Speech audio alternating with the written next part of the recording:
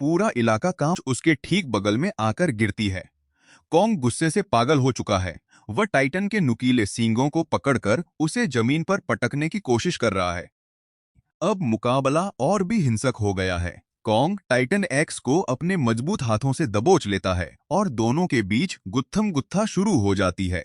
Titan अपनी पूरी ताकत से कॉन्ग को पीछे धकेलता है। दूसरी तरफ बंकर के पास लोग अपनी जान बचाकर अंदर भागने की कोशिश कर रहे हैं।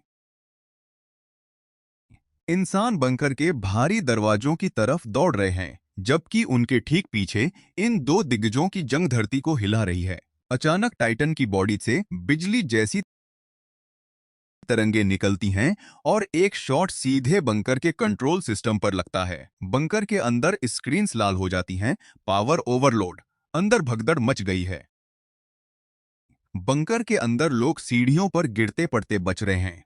बाहर कॉन्ग अपनी पूरी ताकत का इस्तेमाल कर इस विशाल टाइटन को एक जोरदार पटखनी देता है। टाइटन एक्स जमीन पर ढह जाता है। कॉन्ग हांफते हुए अपने खून से सने चेहरे के साथ इस जंग में अपनी जीत का ऐलान करता है और फांस की पहाड़ियों पर चढ़ जाता है।